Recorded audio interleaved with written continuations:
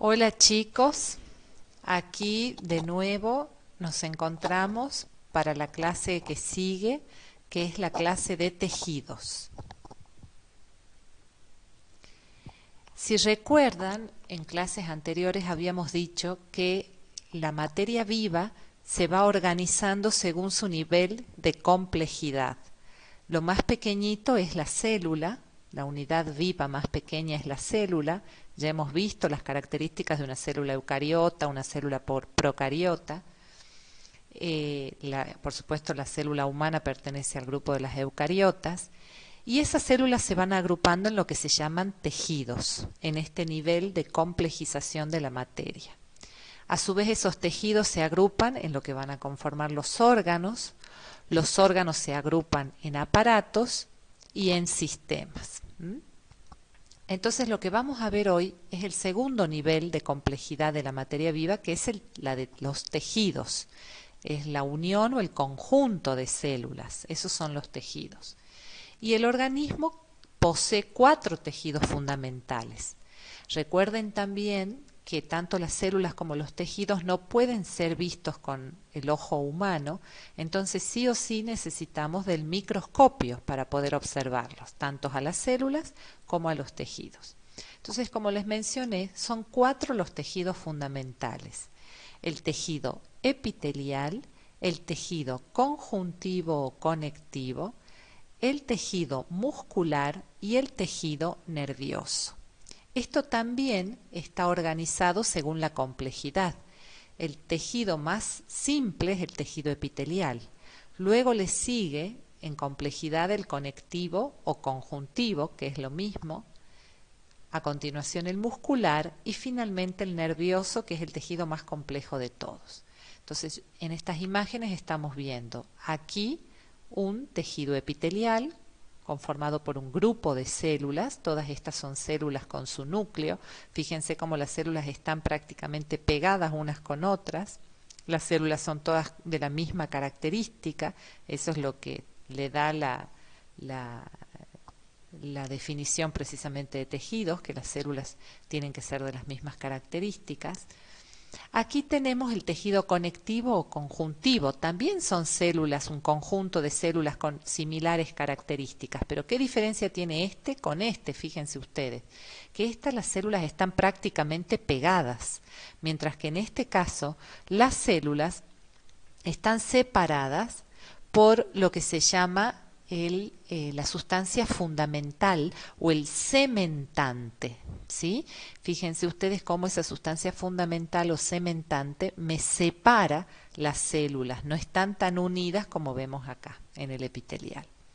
Entonces, epitelial, conjuntivo, conectivo, luego sigue el muscular, que en este caso estamos viendo un músculo esquelético, es decir, el músculo que se inserta en los huesos, ya lo vamos a ir estudiando, y finalmente el más complejo de todos, que es el tejido nervioso, que tiene esas formas como de células estrelladas con prolongaciones cortas y prolongaciones largas, que serán las dendritas y el axón. También lo vamos a ir estudiando. Bien, también en la clase anterior habíamos mencionado que del embrión tenemos 3 capas fundamentales cuando se forma el embrión. El ectodermo, que es la capa más externa, el mesodermo, que es la capa del medio, y el endodermo, que es la capa más interna del embrión, durante el desarrollo del ser humano en el vientre materno. Bien, de cada una de esas capas van a ir surgiendo los distintos tejidos. Por ejemplo, del ectodermo surgirá la piel, pero no toda la piel. La capa más superficial de la piel, que se llama epidermis, porque las otras capas de la piel, que son la dermis y la hipodermis, en realidad van a pertenecer al mesodermo. Pero la epidermis, que es la capa más superficial de la piel, pertenece al ectodermo. También pertenece al ectodermo el sistema nervioso central. Y esto es importante saber porque hay muchas enfermedades neurológicas que se correlacionan con manifestaciones en la piel, como también hay muchas manifestaciones de la piel que tienen una correlación con patologías neurológicas. Entonces esto tiene que ver más que nada por el origen embrionario de estas estructuras. A continuación tenemos el mesodermo. De este mesodermo, de esta capa embrionaria, van a derivar el tejido conectivo, que era el segundo de los tejidos, el tejido muscular, que es el tercero de los tejidos, el corazón y los grandes vasos. Eso proviene del mesodermo. Y del endodermo vamos a tener el aparato digestivo, el aparato respiratorio y el aparato urinario. Entonces, el origen embriológico de los tejidos fundamentales van a ser de los epitelios las tres capas embrionarias, es decir, los epitelios provienen de las tres capas embrionarias: ectodermo, mesodermo y endodermo. Ejemplo, la piel es un epitelio. La epidermis de la piel es un epitelio que proviene del ectodermo. El epitelio que recubre los vasos sanguíneos vendrán del mesodermo, y los epitelios que recubren el aparato digestivo, por ejemplo, vendrán del endodermo. Entonces, cuando les pregunten cuál es el origen embrionario o de qué capa embriológica provienen los epitelios, la respuesta es de las tres capas embrionarias: ectodermo, mesodermo y endodermo.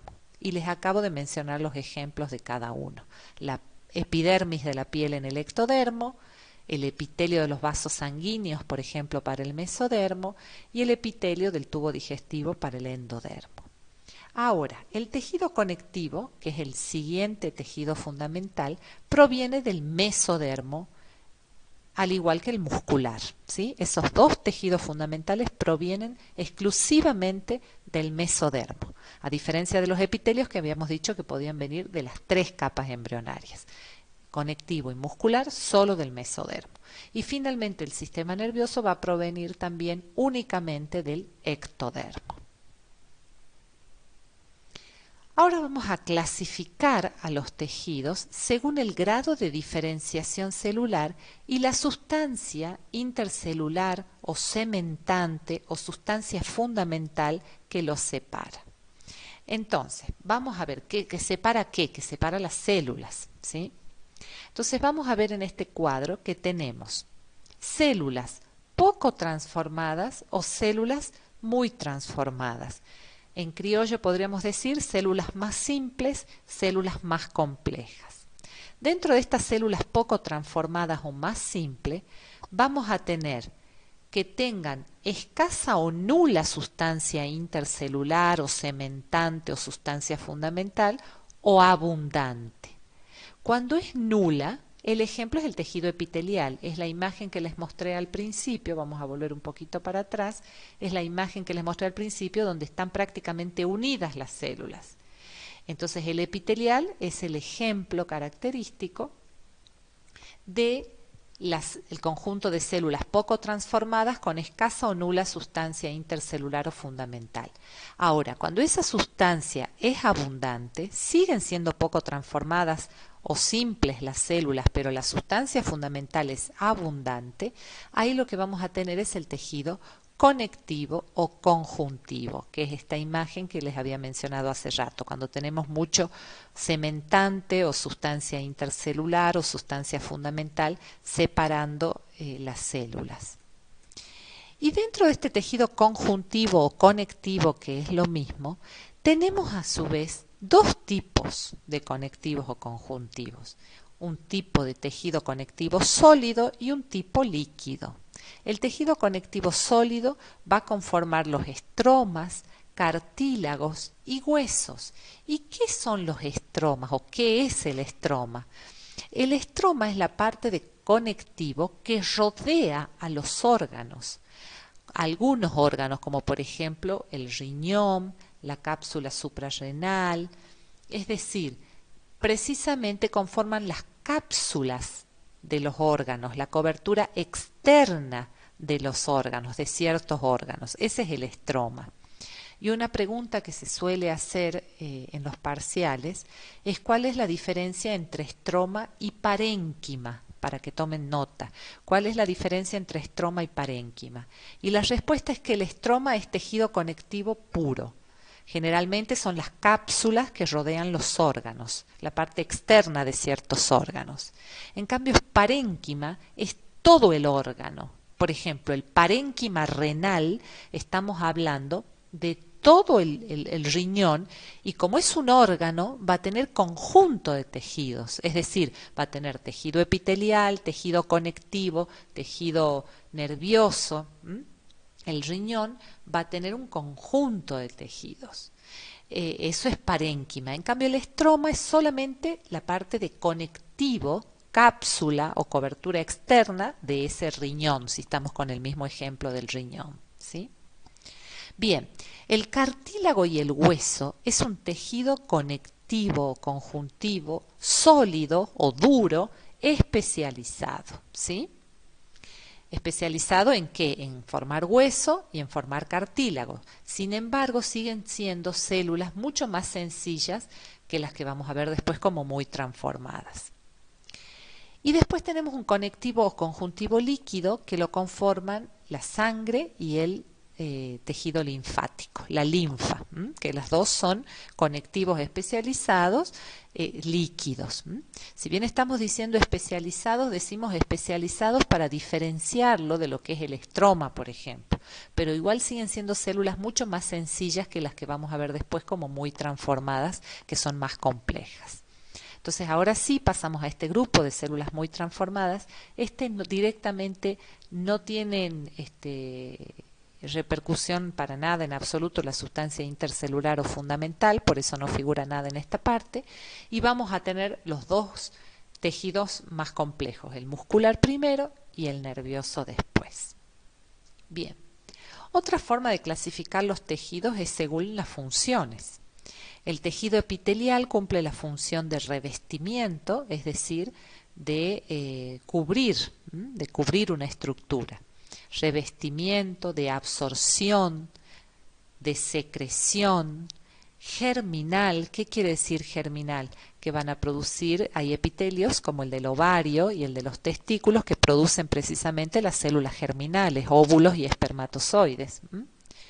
También van a tener función sensorial, como por ejemplo el epitelio de la piel, que tiene el sentido del tacto, el epitelio de la lengua, que va a tener el sentido del gusto gracias a las papilas gustativas. Entonces también tenemos función sensorial. El epitelio también puede, además de ser de revestimiento, puede ser subclasificado en glandular, que lo vamos a ver enseguida. Y justamente gracias a ese tejido o esa subclasificación en glándulas es que vamos a tener las funciones de absorción y de secreción.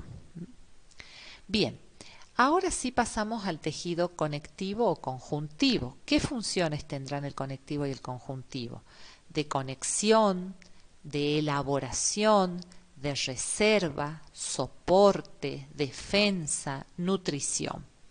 A ver, vamos viendo un poco. Conexión. Habíamos dicho que el tejido conectivo tenía la característica de tener mucha sustancia intercelular entre sus células, mucho cementante, y eso ayuda precisamente a la conexión.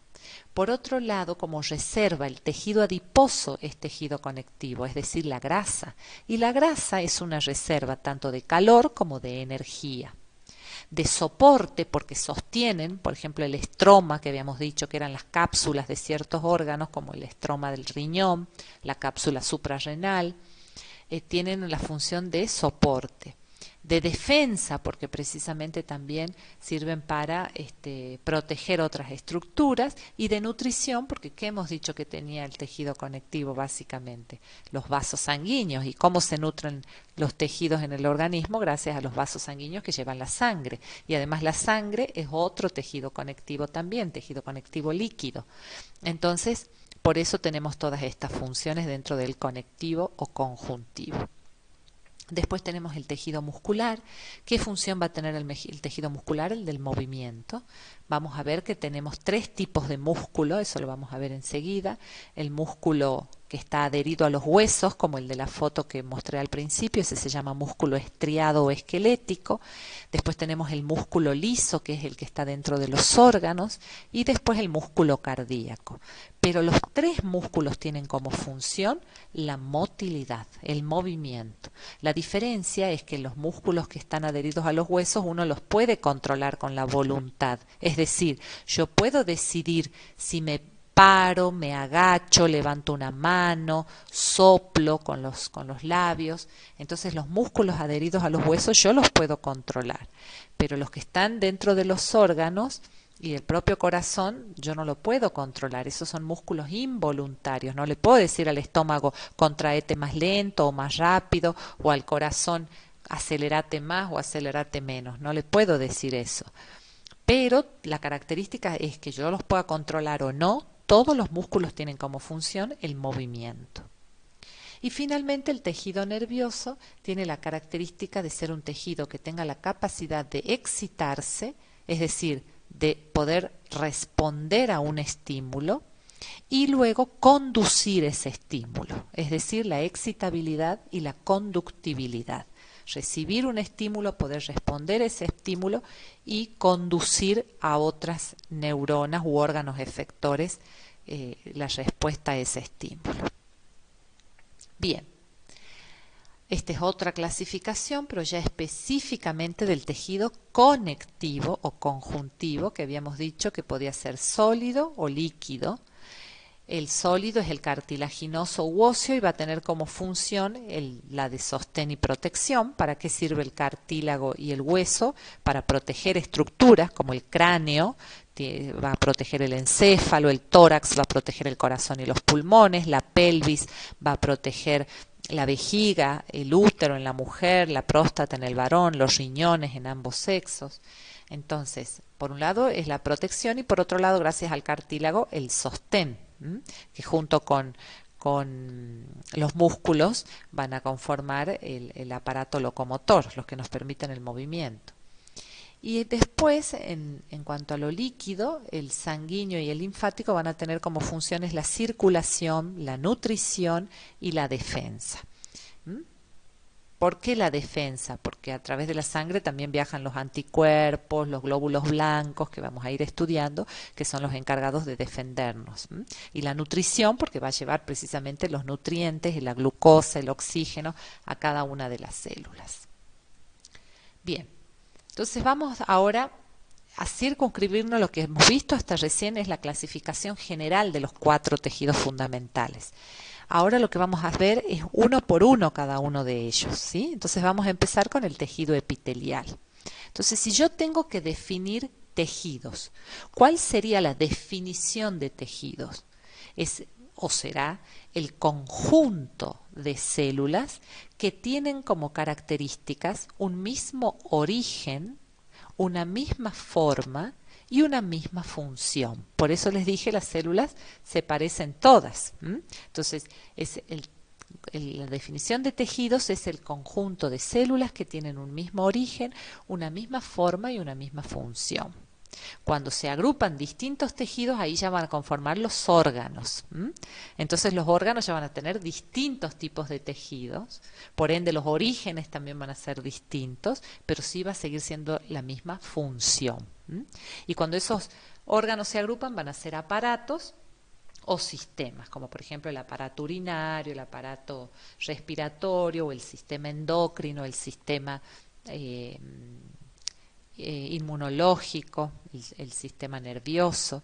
¿Y qué diferencia había entre aparato y sistema? La única diferencia es que en los sistemas hay un tipo de tejido que prepondera sobre los otros. Por ejemplo, en el nervioso el tejido que va a preponderar es el nervioso, el de las neuronas. En el endocrino el tejido que va a preponderar es el glandular.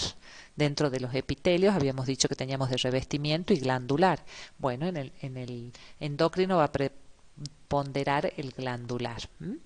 Pero esa es la forma en que la materia se va complejizando desde una célula hasta llegar a un aparato o sistema. Entonces, volviendo ahora específicamente a la clasificación de tejido epitelial, vamos a decir que es un conjunto de células que tienen mismo origen, misma forma y misma función. Y dentro de esta subclasificación del tejido epitelial se pueden subclasificar en revestimiento, es decir, los epitelios que están para cubrir, y en epitelio glandular, es decir, que conforman glándulas para secretar o para absorber. Entonces, este PowerPoint quiero que les quede bien grabaditos, que en el tejido epitelial, que es el más sencillo de todos los tejidos, el que habíamos visto que no hay mucha sustancia fundamental entre las células, que las células están prácticamente pegaditas unas con otras, este tejido puede ser de dos tipos, los que cubren o los que forman glándulas. Entonces, según esto, se va a subclasificar el tejido epitelial en tejido de revestimiento y glandular. Vamos específicamente ahora a la clasificación de los epitelios de revestimiento. Dentro de la clasificación de epitelios de revestimientos, vamos a tener que vamos a determinar esa clasificación según la forma de las células, según el número de capas que tengamos o según la función. Entonces, según la forma de sus células, los epitelios de revestimiento pueden ser planos, cuando las células son aplanadas. También se llaman a estos epitelios pavimentosos o escamosos, o sea que es lo mismo decir plano que pavimentoso o escamoso. Cuando las células son más cúbicas, con forma geométrica de cubo, se llamará epitelio cúbico. Cuando son cilíndricas, se llamará epitelio cilíndrico. Y cuando tienen distintas formas, se llamará epitelio polimorfo o de transición. Yo voy a mencionar todos estos tipos de tejido y después voy a dar los ejemplos de cada uno, ¿sí? Entonces, lo que acabamos de decir es según la forma de las células. Vamos ahora a según el número de capas. Según el número de capas de células, si tengo una sola hilera de células, una sola capa de células, el epitelio será simple. Si tengo dos o más capas de células, el epitelio va a ser estratificado. Estratos significa capas. Por ejemplo, cuando uno dice los estratos sociales o estratos socioeconómicos, ¿a qué se refiere? A las distintas clases o capas, entre comillas, de personas en el caso de los estratos sociales. En este caso estamos hablando de capas o de hileras de células. Entonces, si yo tengo una sola hilera de células, el epitelio es simple. Si tengo de dos o más, va a ser estratificado, es decir, en capas. Si pareciera que son varias capas, pero en realidad es una sola, donde ya vamos a ver por qué pasa eso, el epitelio es pseudoestratificado, donde el prefijo pseudo significa parece pero no es. Eso quiere decir pseudo, algo que parece pero no es. Parece estratificado porque parece que son varias capas, pero si uno lo analiza y lo ve bien con el microscopio, van a ver que en realidad todos tienen una sola capa. Y la función de los epitelios van a ser de revestimiento propiamente dicha, en el caso que es revestimiento puro, y si no, también pueden tener funciones ya más relacionadas con la actividad glandular, de absorción, de secreción, pueden tener actividad germinal, como habíamos dicho, los epitelios del ovario, de los testículos que liberan el óvulo y el espermatozoide respectivamente, epitelios sensoriales o neuroepitelios como el de la piel, el del oído, el de la boca, el de la retina del ojo, donde van a estar los órganos de los sentidos. Bien, cuando nosotros hablamos de una hilera de capas, nos referimos a partir de una membrana basal. Los epitelios aceptan sobre una membrana basal. Todo lo que esté por arriba de esa membrana basal es lo que me va a conformar una hilera de capas o más hileras de células. Vamos ahora a los ejemplos. El ejemplo de epitelio plano, pavimentoso o escamoso, va a ser aquellos epitelios que necesitan ser más sencillos, más simples, como por ejemplo el de la piel. La piel, que solamente tiene como función, no solamente, tiene varias funciones, me retracto en lo dicho, pero una de las grandes funciones es la de cubrir y proteger. El epitelio de la piel va a ser, de la epidermis, un epitelio plano. Otro epitelio que va a ser plano es el del alvéolo, en el aparato respiratorio para el intercambio gaseoso. Es un epitelio planito porque lo único que necesita es que se intercambie el oxígeno con el dióxido de carbono, ¿sí? Otro epitelio que va a ser plano es el de los vasos sanguíneos. A ese se lo llama endotelio vascular. Endotelio quiere decir el epitelio de adentro, eso quiere decir endo, adentro. Endotelio vascular quiere decir los epitelios que están por dentro de los vasos sanguíneos. Esos también van a ser epitelios planos, porque yo necesito que la sangre circule tranquilamente sin obstáculo. Acuérdense ustedes que en anatomía todas las formas y las estructuras tienen que ver con la función. No con que quede bonito, sino con la función que van a cumplir. Entonces los epitelios planos o pavimentosos son los que cuando necesito un epitelio sencillo que me permita transporte, intercambio de gases, protección y no me genere más conflicto. Después los epitelios cúbicos y cilíndricos habitualmente están relacionados con la secreción y la absorción. ¿Dónde tengo epitelios cúbicos, por ejemplo? En los túbulos seminíferos de los testículos. Ahí tengo epitelio cúbico. ¿Dónde más tengo epitelio cúbico? En la glándula tiroides, donde se forman las hormonas tiroideas. ¿Dónde más tengo epitelio cúbico? En los túbulos renales. Entonces, en todos los lugares donde haya secreción o absorción, sobre todo secreción, voy a tener el cúbico. Y dentro, los cilíndricos también tienen que ver con la función de secreción y la de absorción. Entonces, ¿dónde tendré epitelio cilíndrico? Por ejemplo, en el estómago, en el intestino delgado, en el intestino grueso, que son órganos que tienen que ver con la absorción y con la secreción. ¿Y dónde voy a tener epitelios polimorfos o de transición que cambian de forma? En el aparato urinario, la vejiga y las vías urinarias. Porque cuando están llenos de orina, el epitelio está como empujado hacia sus paredes, entonces se lo ve como planito o pavimentoso. Pero cuando se vacía la vejiga o las vías urinarias de orina, con el acto de orinar, es como que esos epitelios vuelven a ser más bien cúbicos. Entonces es como que cambia el epitelio según si tiene orina en su interior que empuja ese epitelio hacia la pared o no tiene la orina. Entonces, ¿dónde tengo ejemplos de epitelio polimorfo de transición? En las vías urinarias. Bien, según el número de capas, tendré el ejemplo de simple también, el alvéolo. La piel no, por ejemplo. La piel es un ejemplo de epitelio, plano, pero estratificado. ¿Y por qué? Porque la piel está expuesta a factores externos que la pueden irritar, la radiación solar, los cambios de temperatura. Entonces, todos los epitelios que estén expuestos a factores de inflamación o irritación son epitelios que se van cambiando para evitar precisamente que sus células empiecen a mutar y aparezcan células malignas. Entonces ya el organismo tiene un sistema de defensa, el organismo ya es inteligente y dice los epitelios como la piel que están muy expuestos a distintas noxas del medio externo deben ser renovados para que no se muten, no se alteren. Entonces, por eso la piel es un epitelio plano o pavimentoso o escamoso por su forma de células, pero estratificado por la cantidad de capas. En cambio, el alvéolo es un epitelio plano simple, porque yo solamente necesito el intercambio de gases, entonces ¿para qué voy a tener otro tipo de epitelio? Y el pseudoestratificado lo vemos en las vías aéreas. Las vías aéreas es un epitelio también de forma cilíndrica, pero pseudoestratificado, porque cuando uno lo ve bien en el microscopio, al principio parece como que son varias capas de células, pero cuando uno lo observa bien ve que en realidad todas asientan sobre una misma membrana basal.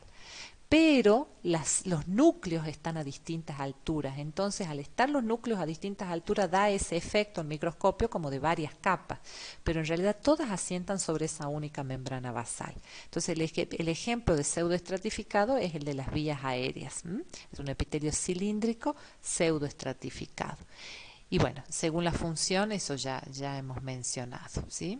Revestimiento, la piel, el tubo digestivo, es epitelio de revestimiento, de absorción, el estómago, el intestino, de secreción, la glándula tiroides, germinal, el ovario y el testículo, sensorial, la piel, la lengua, el oído interno, etcétera.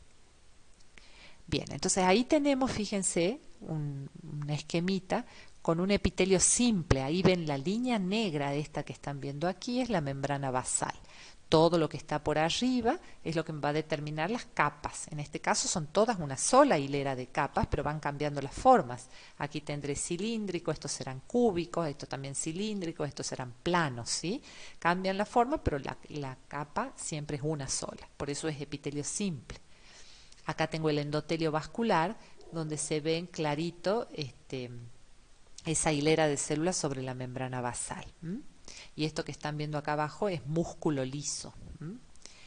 Algo importante a decirles en relación a los epitelios y que también siempre es pregunta de examen. Los epitelios son avasculares. ¿Qué quiere decir avascular? El prefijo a es negación.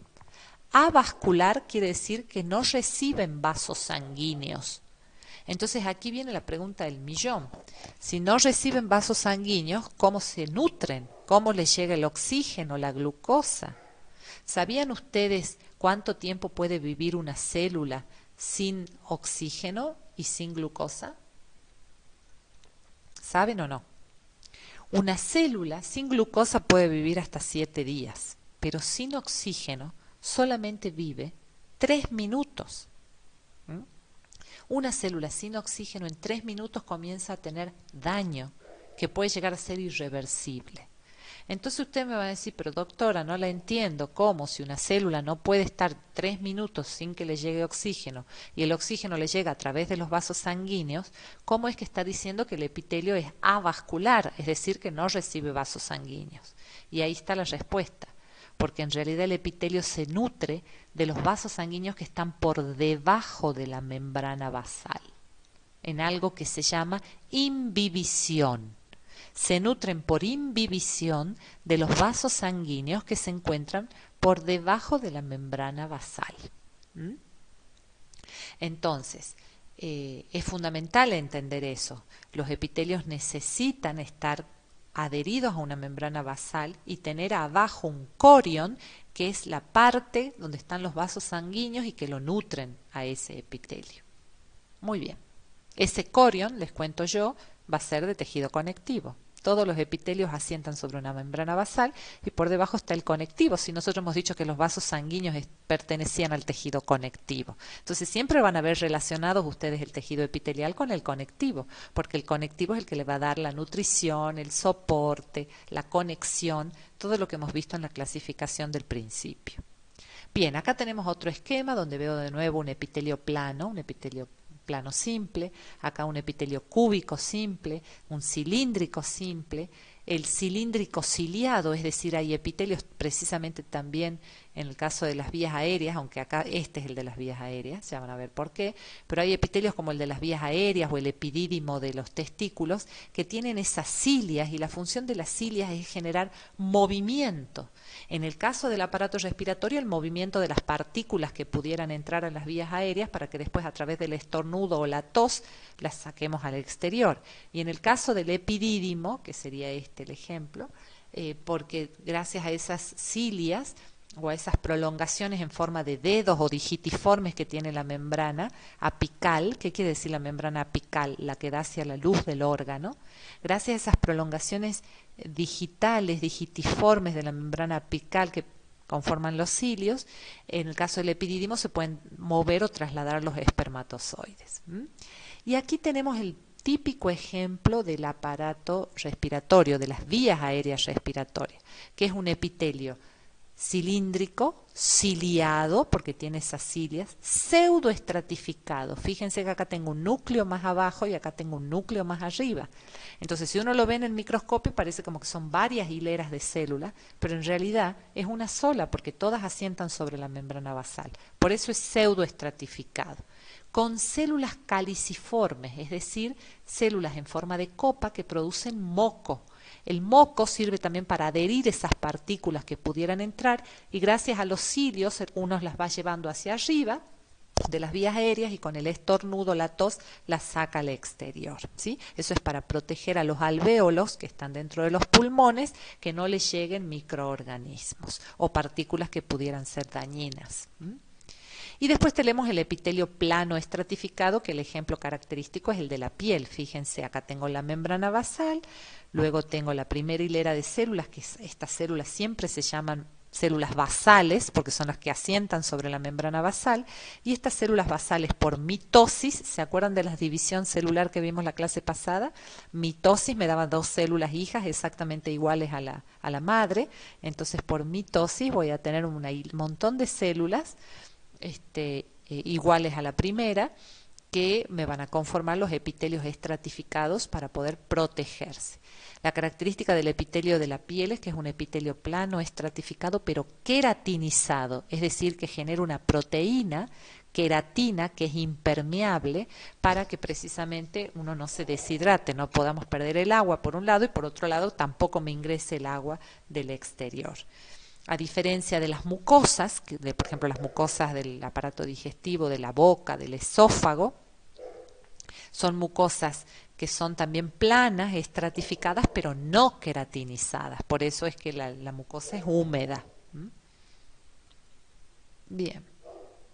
Bueno, aquí vemos una imagen ya con el microscopio, donde se puede apreciar el epitelio simple, plano, con la membrana serosa. Este es el epitelio plano que asienta sobre este corion, que es el que yo les decía que lo va a nutrir. En un riñón, ahí pueden ver las células de la cápsula. ¿Se acuerdan que yo les hablaba, del estroma? Del estroma me conformaba las cápsulas, ¿se acuerdan?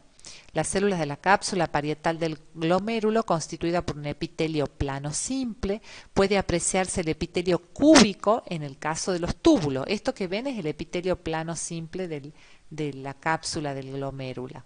Pero por otro lado, yo voy a tener el cúbico, fíjense acá, de lo que van a ser los túbulos renales. Bien. El tema de la tiroides, yo les había dicho que la tiroides tenía un epitelio cúbico, simple, y es allí donde se producen precisamente en los folículos tiroideos las hormonas tiroideas.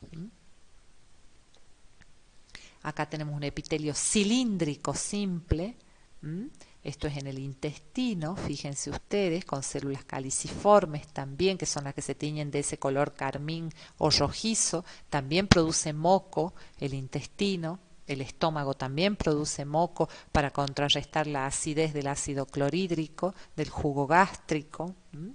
Esos son todos epitelios cilíndricos, tanto el estómago como el intestino. Acá tengo otro epitelio simple cilíndrico, fíjense cómo se ven claritas las células cilíndricas, acá están todos los núcleos a un mismo nivel, y por debajo esta sería la membrana basal, y por debajo tengo este corion con los vasos sanguíneos que van a nutrir ese epitelio. Aquí fíjense, esto que ven acá son millones de espermatozoides, estos son es el epitelio de los túbulos seminíferos, fíjense que es pseudoestratificado, tiene los cilios y va a permitir el movimiento de esos espermatozoides. Acá tengo la membrana basal y el corion por debajo. Puede ser pseudoestratificado o puede ser un epitelio con los núcleos al mismo nivel, ¿no? Eso en este caso depende. Donde sí se ve bien característico que son pseudoestratificados es en las vías aéreas. Aquí tenemos nuevamente, este sí pertenece a las vías aéreas, el pseudoestratificado en los núcleos a distintas alturas, fíjense, y los cilios en la membrana apical. Acá tengo la membrana basal. Fíjense, membrana basal, membrana apical, es decir, esta es la que da hacia la luz, en este caso de las vías aéreas, y que posee los cilios, y la membrana basal es donde va a sentar las células. Bien. Entonces, con esto terminamos lo que es epitelios de revestimiento, pero nos quedan los epitelios glandulares, es decir, que formaban estas glándulas de secreción. Y entonces aquí vamos a clasificar a las glándulas según el número de células, según las características de la secreción, según dónde vierten la secreción, según ¿Cómo permanecen las células con esta secreción? Entonces vamos a decir que según el número de células, las glándulas pueden ser unicelulares o multicelulares, es decir, una sola célula. El ejemplo característico es las células caliciformes que acabamos de ver en el aparato respiratorio y en el aparato digestivo. Multicelulares, como por ejemplo el epitelio del estómago, ya vamos a estudiar el estómago, tiene un montón de células, unas que producen el jugo gástrico, otras que producen moco, otras que producen otras sustancias, ya la vamos a ir viendo. Según las características de la secreción, pueden ser mucosas, serosas o mixtas. Según dónde vierten la secreción, y esta clasificación sí es importante, las glándulas se clasifican en exócrinas, endócrinas o mixtas. ¿Cuáles son las exócrinas? Las que vierten la secreción hacia el exterior o hacia la luz de un órgano. Eso es importante discernir bien, porque por ejemplo, glándulas que viertan su secreción hacia el exterior, el ejemplo característico es las glándulas sudoríparas, que me vierten el sudor hacia afuera, hacia la piel. Pero las glándulas que vierten su secreción al interior de un órgano o hacia la luz de un órgano, también son consideradas exócrinas, como por ejemplo las glándulas salivales, las glándulas del estómago, del intestino, la glándula del la del hígado que me va a liberar la bilis. La característica de estas glándulas exócrinas es que tienen todas un conducto excretor. Esa es otra característica, poseen un conducto excretor que llevan la excreción hacia el exterior o hacia la luz de un órgano. En cambio, las endócrinas son aquellas que vierten la secreción directamente a la sangre. No tienen conducto excretor y vierten su secreción a la sangre, como por ejemplo las hormonas. Las hormonas tiroideas, las hormonas de la hipófisis, las hormonas de la glándula suprarrenal, vierten su secreción directamente en la sangre y no poseen túbulo excretor. Y las mixtas o anfícrinas hay una sola en el organismo, que es aquella que tiene ambas funciones, la función exócrina y la función endócrina. Y la única glándula en el organismo con esas características es el páncreas. El páncreas tiene por un lado una función exócrina y tiene un tubo excretor que lleva el jugo pancreático para la digestión hacia la luz del tubo digestivo, del intestino para ser más exacta. Y por otro lado me libera la insulina y el glucagón, que son dos hormonas muy importantes en el metabolismo. Y finalmente, según cómo permanecen las células durante la secreción, vamos a tener la clasificación en merócrinas, holócrinas y apócrinas. Las merócrinas son aquellas donde las células quedan indemnes luego de la secreción, es decir, las células no se modifican con la secreción. El ejemplo es el de las parótidas en las glándulas salivales o las sudoríparas écrinas, es decir, las del sudor en la piel. Las holócrinas son aquellas glándulas donde hay una destrucción celular total. Son esas glándulas como lo que vimos siempre en la cultura musulmana, que tienen los harakiris, es decir, las personas que dan la vida, o la cultura no solo musulmana, oriental, que da la vida por una causa, digamos, se inmolan por una causa. Aquí estas glandulitas tendrían una destrucción celular total y eliminación junto con la secreción. El ejemplo son las glándulas sebáceas, o sea, estas células no solo me liberan sebo, sino que se destruyen y forman parte del sebo. Después se tendrán que formar nuevas células por mitosis, pero esa se destruye totalmente y forma parte de la secreción. Y finalmente las apócrinas son aquellas que tienen una destrucción celular parcial con la secreción, es decir, de su parte apical, la parte que da hacia la luz. El ejemplo de células apócrinas van a ser las que nos dan el olor característico a cada ser humano, el que permite, por ejemplo, que un bebé reconozca a su mamá. están relacionadas en otro tipo de animales con las feromonas. Nosotros los humanos no tenemos feromonas, pero sí esta glándula apócrina es la que nos determina esta cuestión de piel, con quién tengo química o no tengo química, a quién atraigo, a quién no atraigo, el reconocimiento, como les digo, del bebé con su mamá, de la pareja. Esas son las glándulas apócrinas. Y en el caso de las glándulas mamarias son glándulas apócrinas modificadas. Bien. Entonces aquí tenemos una estructura glandular simple, donde tengo una forma de acino, eso se le llama alveolar, o tengo una forma tubular, o tengo una forma mixta, que tiene parte de acino o alveolo y parte de túbulo, entonces se le llama túbulo alveolar. Aquí tengo, bueno, las glándulas acinares, que pueden ser mucosas, serosas o mixtas, porque dijimos que esos son los tres tipos de secreciones que podemos tener. Aquí tenemos más ejemplos de glándulas tubulares, simples o más complejas, y túbulo-acinares. Acinares sola y túbulo-acinares, ¿sí? Y estas son tubulares. Bien. Acá tenemos el ejemplo, por ejemplo, de un conducto salival, de un acino seroso, como tenemos el conducto excretor. Yo les dije que las glándulas exócrinas tienen la característica de tener el conducto excretor, que es el que lleva la secreción. Aquí tengo un acino mucoso. Acuérdense que los acinos pueden ser serosos, mucosos o mixtos. Ahí tengo acinos mucosos rodeados de fibras colágenas. Acuérdense, no, todavía ustedes no saben, pero las fibras colágenas pertenecen al tejido conectivo. Lo que les quería decir con acuérdense es que siempre el tejido conectivo, conjuntivo, está relacionado con el epitelial. Y el colágeno es una proteína del conectivo, que lo vamos a ver enseguida. Aquí tenemos productos de secreción en el centro de estas células o en la luz de estas células, en una glándula de secreción externa. Aquí está la secreción, fíjense, acá se la señalo. Esa es la secreción. Aquí tengo acinos glandulares mixtos. Y ahora sí vamos a pasar al tejido conectivo o conjuntivo. Vamos a decir que está conformado el tejido conectivo conjuntivo. Esta imagen del Power también quiero que les quede bien grabada, así como hace rato en el epitelial les dije que se les grabe que podían ser de revestimiento y glandular. Ahora quiero que se les grabe el tejido conectivo, que está conformado por tres estructuras importantes: células, fibras y sustancia intercelular o sustancia fundamental. No se olviden de esos tres componentes del tejido conectivo. Las células, la principal célula es el fibroblasto. ¿Por qué la principal célula es el fibroblasto? En realidad a esta deberíamos resaltarla con un color distinto. ¿Por qué?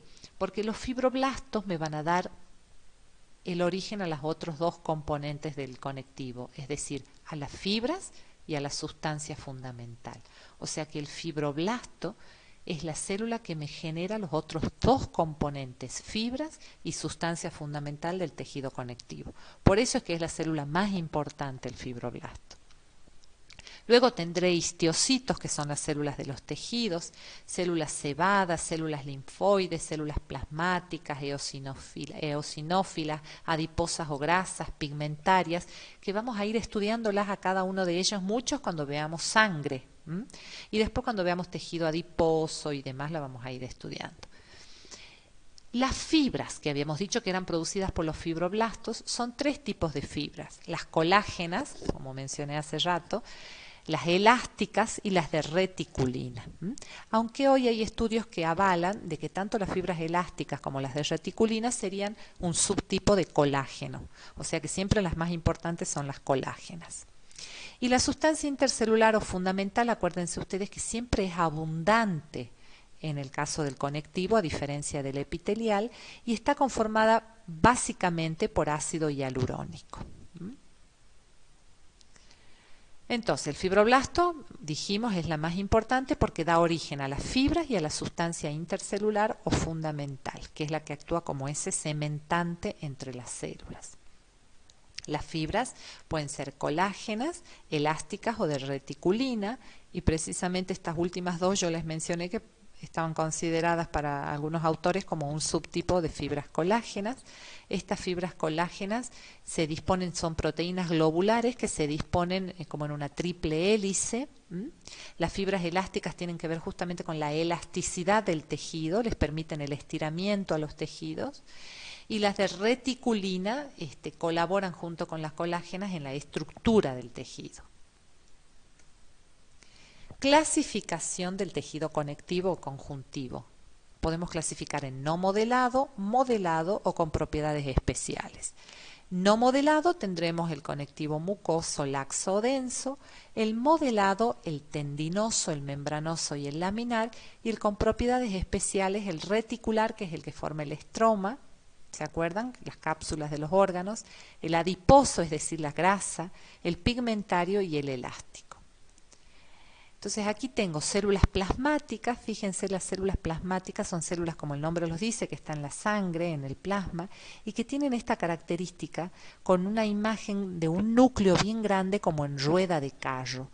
Esas células son importantísimas porque a partir de aquí van a surgir los anticuerpos. Bien, acá tenemos el tejido conectivo adiposo, específicamente estamos viendo la grasa parda, que es la que genera calor a través de la grasa blanca, y posee muchas mitocondrias, por eso es que tiene su color, ese color parduzco, ¿sí? Después tenemos la grasa blanca propiamente dicha, que se encuentra en mayor proporción en el cuerpo y es la grasa que nos da el sobrepeso. O sea, nosotros tenemos esta grasa parda, que es la que me genera calor, la que me va a generar el calor a través de la grasa blanca, pero es la grasa parda la que me interesa. La grasa blanca pura es la que se encuentra en todo el cuerpo, por supuesto según la predisposición genética y según el sexo. Cuando uno se excede de peso, esa grasa se va a localizar preferentemente en el abdomen en el caso de los hombres, en la cadera en el caso de las mujeres, y después dependerá de la genética y de la predisposición familiar que tengan esas personas de acumular grasa, pero son las que se encargan del sobrepeso, la blanca. Bueno, el conectivo laxo, que lo ven aquí, el tejido conectivo laxo, como por ejemplo esto que es un duodeno, de intestino delgado. El tejido conectivo denso, fíjense la diferencia entre el laxo y el denso, que es como más compacto, como lo vemos en la piel. Miren, acá este es una histología de la piel, es decir, una foto de un preparado histológico de piel. Todo esto que ven aquí arriba de violeta es la epidermis, es la capa más externa de la piel, que es estratificada, plana o pavimentosa, estratificada, y esto que están viendo aquí arriba es precisamente la queratina. ¿Se acuerdan que yo les dije que el epitelio de la piel era un epitelio plano, estratificado, queratinizado? Y por debajo, lo que se ve debajo, que es de un color más clarito, es todo el conectivo, que en este caso es un conectivo denso, separado por supuesto por una membrana basal, y es el conectivo que le da nutrición y soporte a esa piel. Entonces en esta imagen están viendo lo que les venía mencionando, cómo el epitelial y el conectivo están siempre relacionados uno con otro. Proyección médica. A ver, vamos a ver. Las patologías del colágeno. Hemos dicho que el colágeno es la proteína más importante del tejido conectivo. Y cuando se va perdiendo o hay alguna alteración con el colágeno, eso va a repercutir en todo el tejido conectivo. La sustancia fundamental va perdiendo su polimerización con el paso del tiempo. Fíjense aquí el colágeno, cómo está formado por ácido condroitinsulfúrico, proteínas, más el ácido hialurónico, la vitamina C, las enzimas, las hormonas. Todo eso incide en la formación del colágeno y del tejido conectivo. Y hay patologías del colágeno, como las precisamente que se llaman colagenopatías. Son patologías autoinmunes, es decir, donde hay anticuerpos que dejan de reconocer a su colágeno como normal y lo atacan a esta proteína tan importante del tejido conectivo.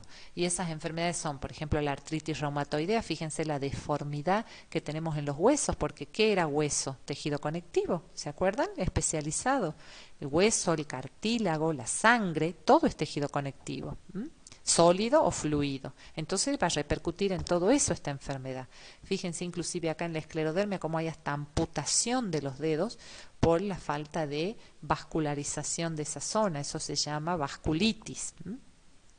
El lupus eritematoso con esas manchas en la piel, esto también es lupus eritematoso, esa fase característica de manchas en alas de mariposa. Bien, y ahora vamos a pasar al tejido muscular, pero con el tejido muscular vamos a ser bastante breves porque en realidad tenemos una clase específica para músculo. Simplemente vamos a mencionar que el tejido muscular es el tercer tejido fundamental en orden de complejidad y es el que generaba el movimiento, como habíamos dicho.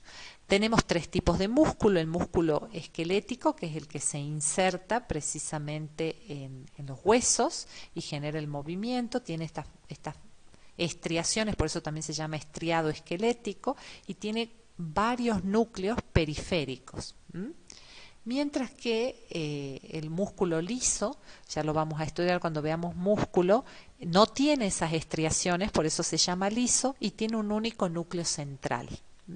Y después el cardíaco, que tiene sus características especiales, que ya la vamos a ver cuando estudiemos este músculo. Y finalmente el tejido nervioso, que está formado por estas células estrelladas con prolongaciones cortas y largas, que son las neuronas, que se encargaban de poder recibir un estímulo, procesarlo y dar una respuesta, conduciendo ese mensaje a otras neuronas o el órgano efector. También vamos a tener una clase específica para tejido nervioso, así que lo dejamos ahí. Bien, la bibliografía en este caso siempre va a ser Principios de Anatomía y Fisiología de Tórtora Derrickson, de la editorial Panamericana, pero también pueden encontrar material en Biología Celular y Molecular de Robertis y en Biología de Curtis. Así que bueno, chicos, con esto me despido y nos vemos la próxima. Que estén muy bien.